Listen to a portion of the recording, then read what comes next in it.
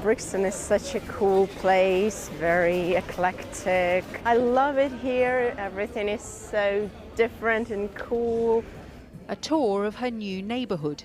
Svitlana Pristupa arrived in South London last year, assuming, as so many did at the time, that she'd only be here for a few months. Honestly, when I filed my application, I thought that 6 months would be a very long period.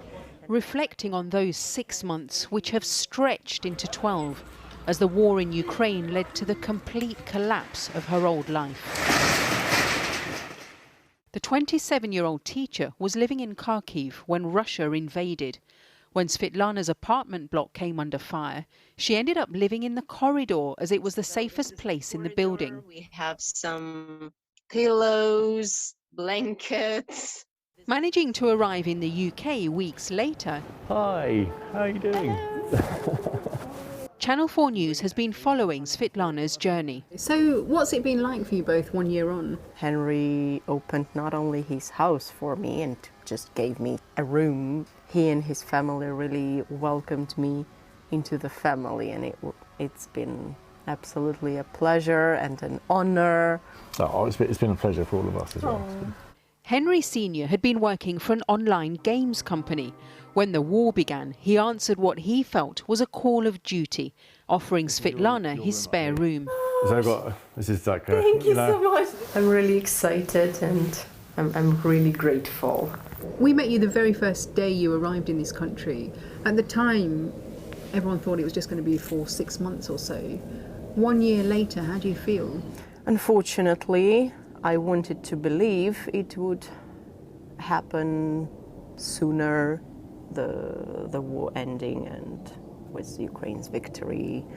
But it's been a year, which feels really frustrating because all those hopes just disappeared, and future is so wibbly. I try to live one day at a time. I think for many Ukrainians this is the only option now. Svitlana was one of around 115,000, mainly women and children, who came here under the Homes for Ukraine scheme. But living with strangers hasn't always been easy. I've been close to tears. It became quite confrontational at times. We met Nina Kadik when the scheme first started. Nina, translate. Ms. Kadik had agreed to host a woman who'd fled Kyiv with her teenage daughter. But they had to resort to mediation to iron out the difficulties in their relationship. We were given access to the sessions. There are still some little niggles that I think we probably still need to talk through. Those niggles included Ms. Kadik's guest being uncomfortable around her dog and sharing a kitchen space.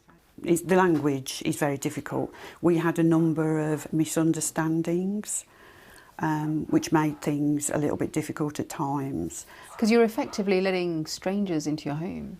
Yes, and you take a bit of a gamble. You're taking in somebody who isn't the same as you.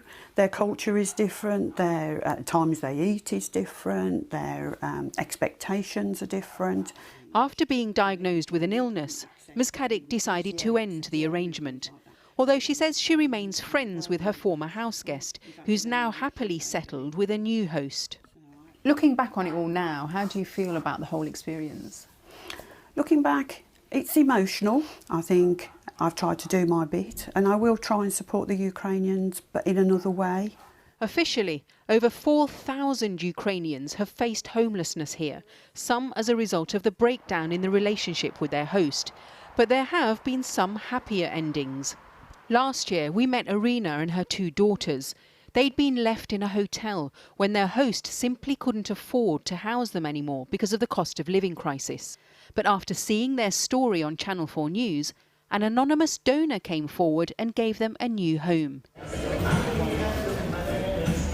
The government has now extended the Homes for Ukraine scheme for those like Svitlana, having to make the most of a situation that may not be as temporary as they'd hoped.